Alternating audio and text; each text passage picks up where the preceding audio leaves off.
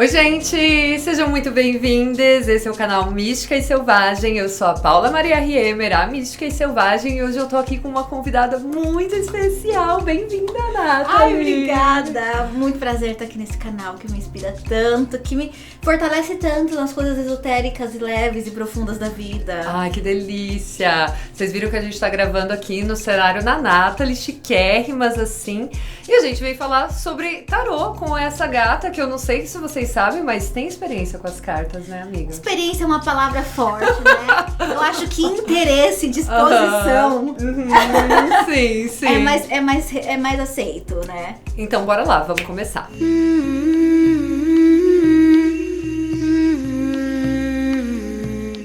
Bom, gente, então chamei a Nathalie aqui hoje. A gente se conhece há algum tempo e a gente se conheceu num workshop de tarô, né? Verdade, eu esqueci disso. Pois é, foi isso. Eu acho que eu conheci teu trabalho pela Karina Viega, porque eu tava pesquisando sobre óleos essenciais. Vocês já tinham trabalhado juntas, não tinham?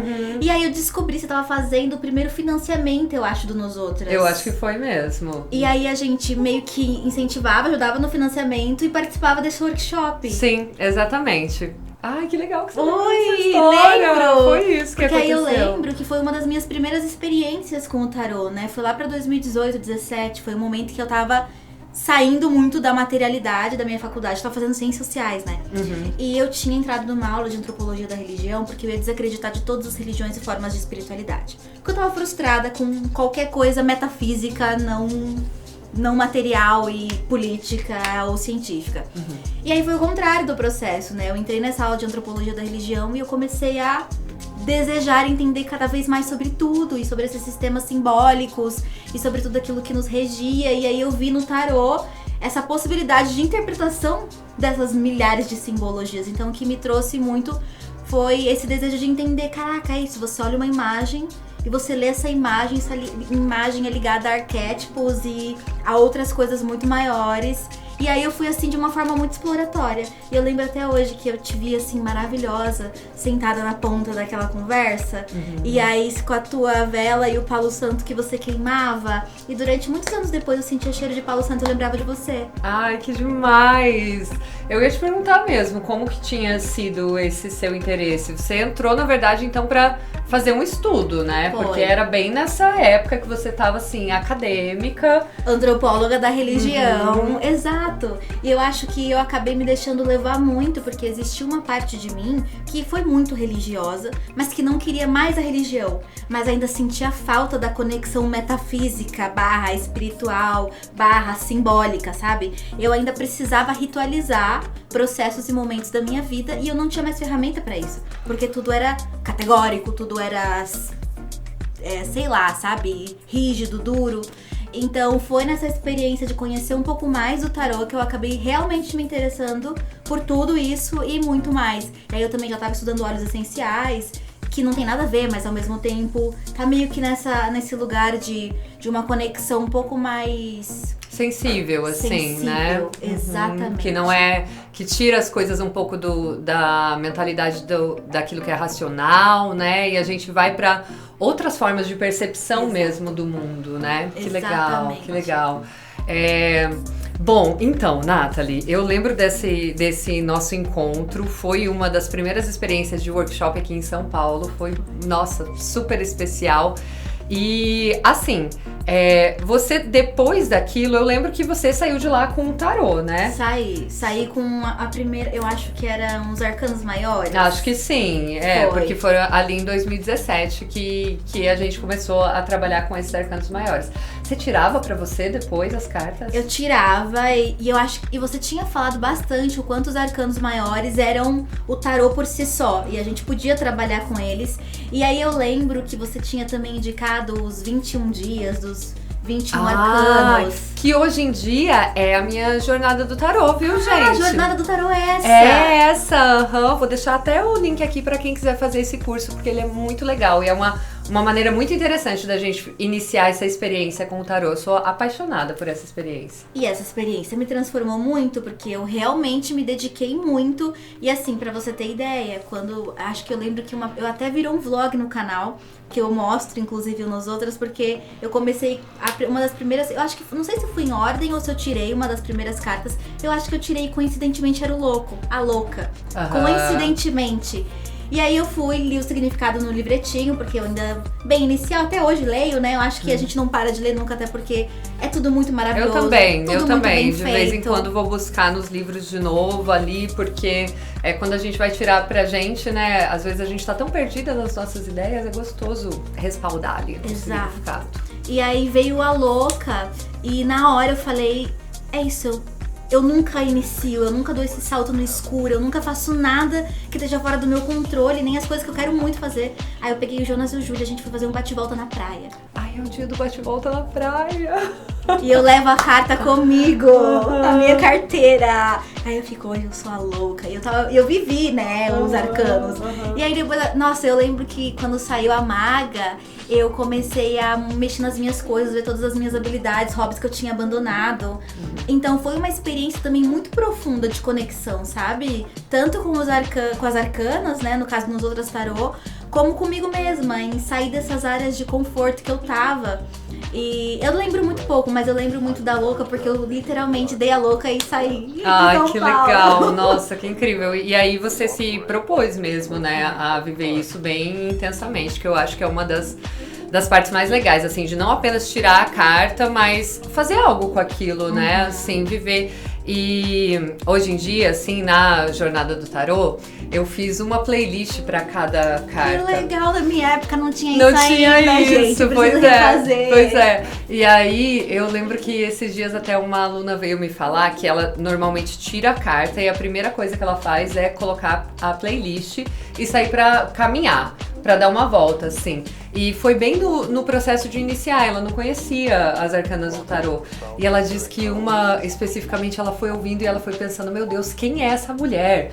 Quem é essa mulher, sabe? Tentando entender através da música. E era a Imperadora, fortíssima. São muitas cartas de força, de poder, né? E são muitas músicas que eu coloquei, assim, nesse sentido também. Da gente retomar um lugar, na verdade, muitas vezes muito estranho para nós mulheres, né? Que é de liderança, que é de você ter a coragem de orientar, de gerenciar alguns aspectos da sua vida. Então, assim, achei muito legal essa experiência de ouvir a música e pensar, nossa, quem é essa, né? Porque ela nos toca muito, assim. Caraca, não, e eu acho que todo o processo também, depois acompanhando as outras, cada hora um naipe, né, saindo e todo esse processo, porque eu acho que quem acompanhou o processo do Nós Outras Tarô viveu junto, né? Do financiamento coletivo, viveu junto todas as etapas e você ficava, não, agora tá completinho, e mais um, e mais um. E os recortes da Elisa e toda a arte, isso tocava a gente de uma forma muito profunda, né? Porque foi a primeira vez, não só que eu entendi que aquilo falava comigo, mas eu também pude me ver em várias cartas, né? Sim. Você tem até hoje a carta da justiça, eu acho. Amo. É a da justiça que fica atrás do seu cenário? Sim.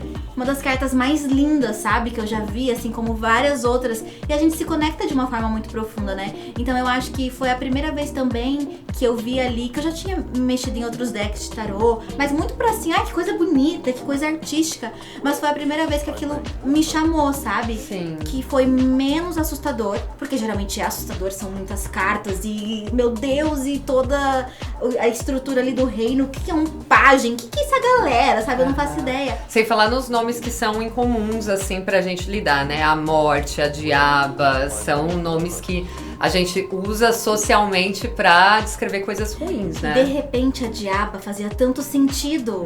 E ela não era assustadora como o diabo é. Sim. Porque a gente entende o poder de uma diaba. E isso foi...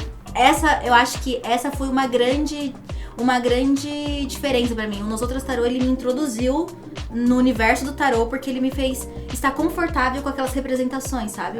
Porque ele desmembrou um mundo de complexidade que nem era tão complexo, mas que eu achava que era, porque aquele tarôzão, sabe? Clássico, francês. ele tinha coisas que me afastavam e talvez não criavam identificação. Sim, acho que essa conexão, assim, é uma diferença mesmo. E hoje em dia a gente tem mais opções de ver isso, né? Exato. Eu tô com um tarô aqui que eu também trouxe lá da gringa, que é tipo as imagens, a bruxa no celular. E arrumando a casa. Ai, meu Deus. Ai, eu vou pesquisar qual que é. É Tarot of the New Age? É uma coisa eu assim? acho. Mas ele é super fã. E é muito contemporâneo. Aí você fala, caraca, é isso, eu consigo entender ainda mais esse símbolo, sabe? Sim. Então é muito doido isso. Sim, isso é muito legal. E teve algum momento, assim, amiga, que você ficou... criou também, né? Porque normalmente a gente se encanta no começo, é aquela paixão. E muitas vezes o tarô ele vai aos poucos entrando em assuntos mais profundos, em questões que a gente demora mais tempo para elaborar, né? E não é incomum também que a gente tenha esse estranhamento, assim. Em algum momento a gente fala assim, não, tá demais, tô tirando demais, ou não tô conseguindo mais trabalhar com as cartas, até que a gente encontre o nosso equilíbrio nisso, né? Exato, eu passei por vários momentos assim, né? Até porque quando eu descobri o tarô com nós outras, eu já tinha oráculos. Tá. Eu já tinha tido contato com aquele oráculo das deusas, que eu gosto muito até hoje. Eu também. E eu tinha... Uma amiga minha já tinha tirado o oráculo de Isis pra mim, há muitos anos atrás. Então, a ideia oracular, né, o pensamento oracular e buscar isso nesses oráculos que eu me identificava já existia.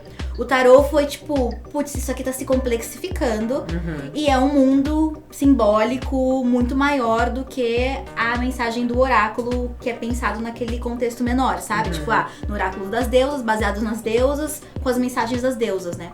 E aí, quando eu fui pro tarô, eu pensei, cara, aqui existe uma complexidade a mais, sabe? Eu vou precisar de um pouco mais de atenção, porque as mensagens não são tão diretas.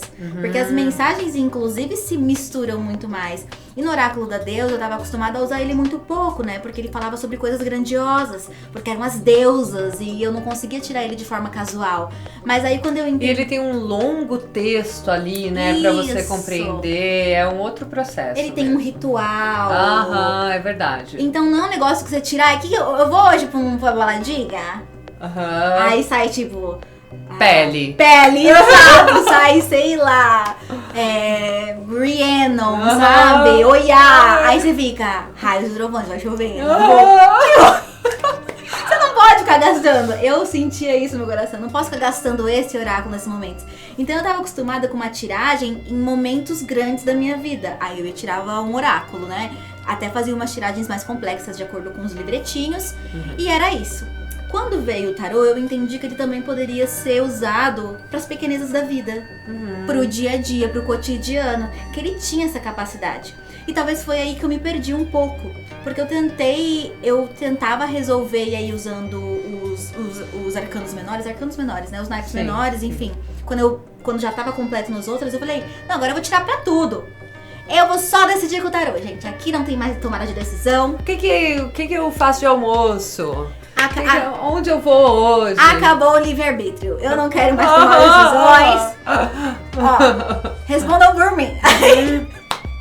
Só que aí isso meio que vai... Porque eu também achei que fosse uma forma de praticar. Ficar tirando pra mim o tempo inteiro. Quanto mais eu tirar pra mim, mais eu vou entender. Só que ao mesmo tempo, quando você tá num momento de fragilidade, ou quando você tá confusa, você vai tender a levar as coisas pra um lugar que te caiba e te interesse, né? Vai passar por um filtro ali da consciência que você vai direcionar. E isso aconteceu muito comigo, além do fato de eu ter ficado muito obsessiva, né?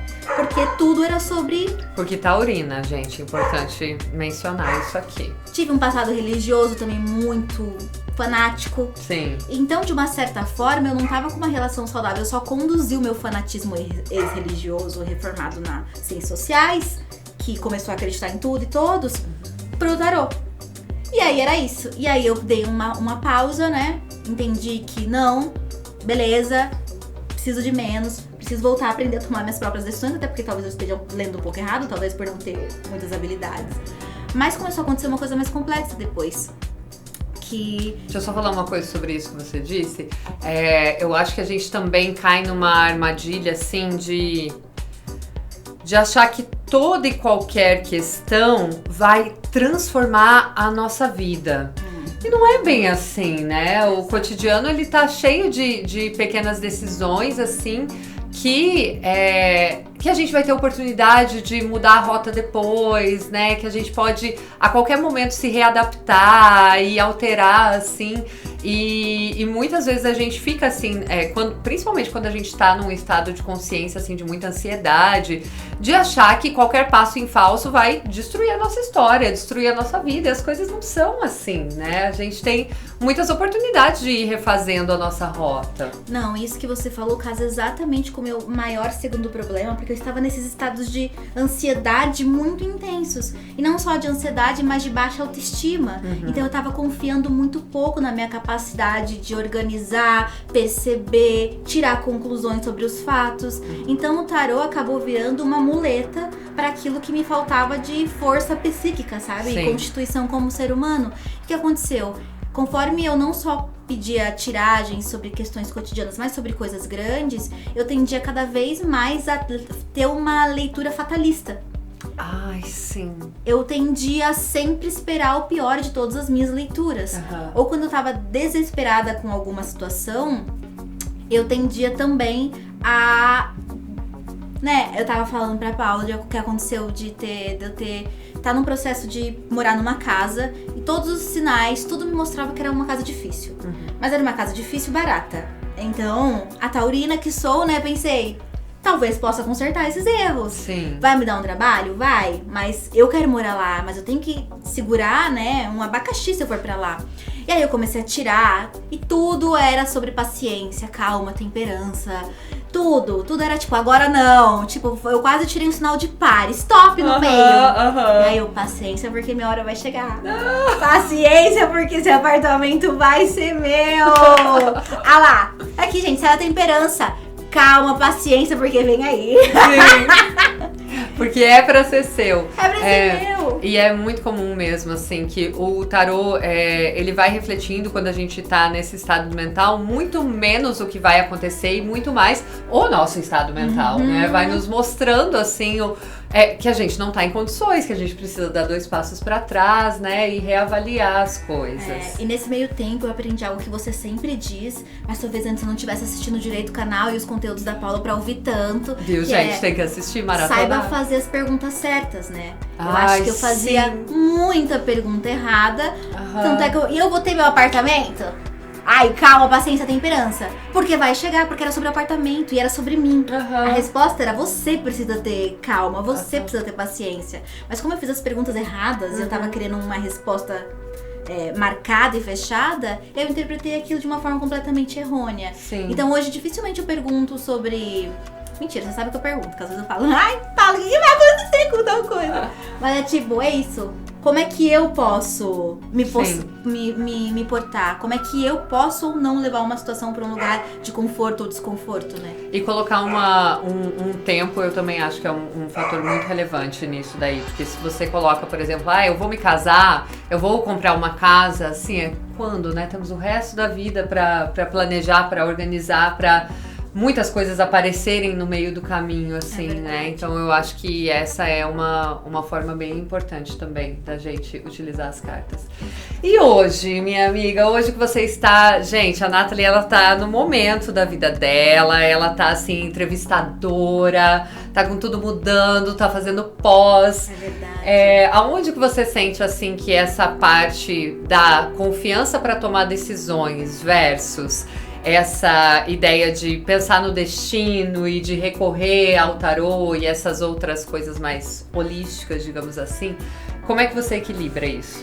Como eu tava aí num longo processo de estrutura psicológica, né? Eu fiz terapia, tenho feito terapia intensiva aí por quase uns 2 anos.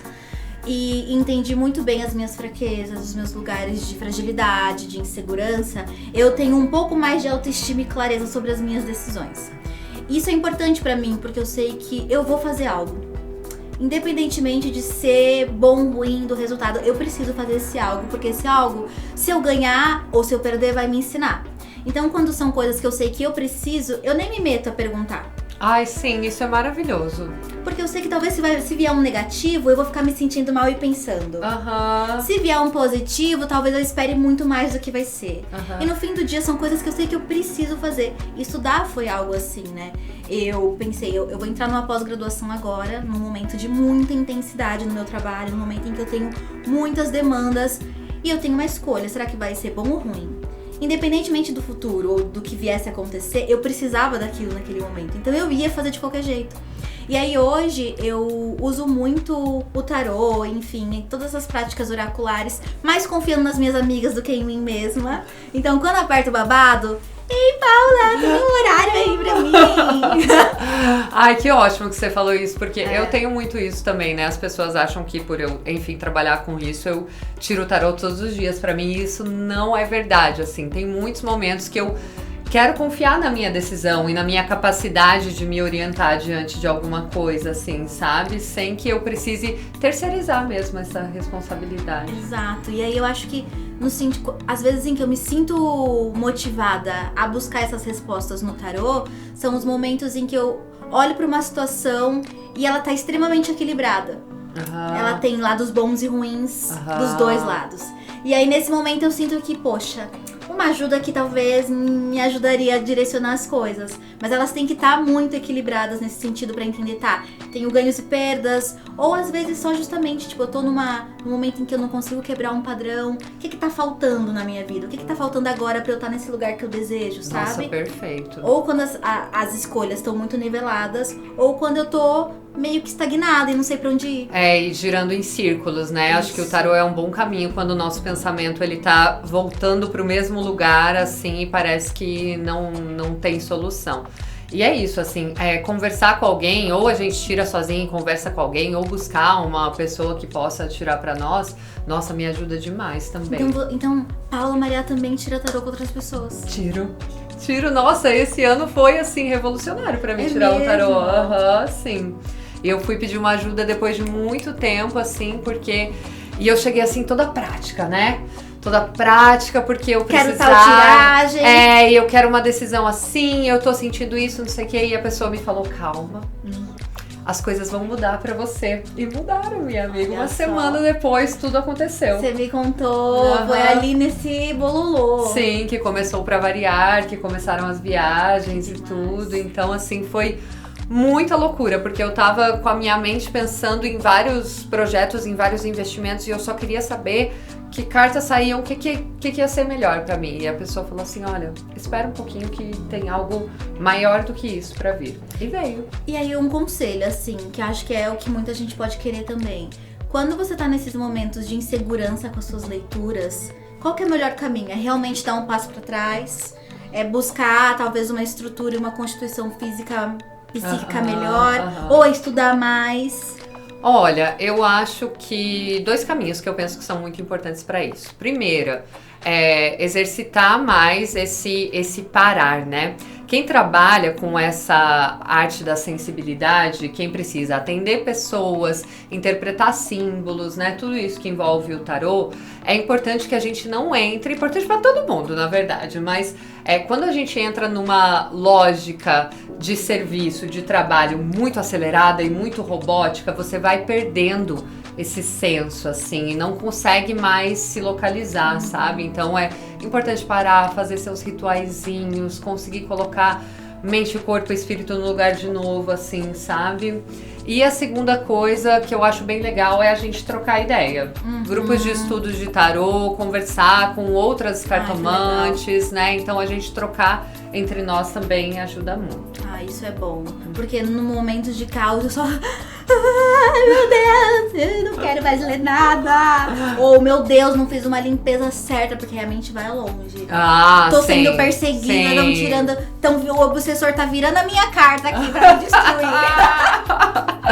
Então, aí tira uma foto e manda no zap.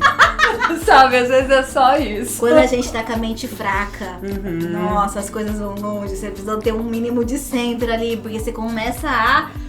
Meu Deus, faz anos que eu não faço uma limpeza nesse tarô. Ele tá carregado, ele já tá sendo usado pro mal. Não, amiga, não precisamos ir tão longe, assim. A gente pode silenciar um pouquinho, né? E buscar outros pontos de vista. Nossa, e tem um oráculo que fala isso que eu amo, que ele fala do sagrado ponto de vista. Que o nosso ponto de vista, o de cada pessoa, ele vai partir de um lugar, né? Que é o conceito de lugar de fala, eu vejo vocês. Então, cada ponto de vista vai sair de um lugar e todos eles têm a sua sacralidade, assim, né? Então, quando a gente se abre a pedir ajuda e a perguntar outros pontos de vista, a gente vai acrescentando, assim, expandindo o nosso olhar diante da vida, né? Bom, minha amiga, eu acho que é isso. Muito obrigada por contar pra gente um pouco da sua experiência com o tarô. Gente, se você ainda não acompanha o canal da Nathalie, por favor, porque ela ensina a gente a viver a nossa vida com autonomia e intenção. Ai, que perfeito! Ai, eu amei, gente. Paula, muito obrigada. Sabe que você é fundamental nessa minha trajetória. Que eu amo acompanhar teu trabalho, eu amo ver brilhando, gente, com amigas de firma aqui, tá? Nos vemos nos corredores da dia. Sim, colegas de profissão. Colegas de profissão blogueira. Obrigada, viu, gente? E depois vai lá no canal da Nathalie que vai ter um vídeo por lá também em breve, tá bom? Um beijo!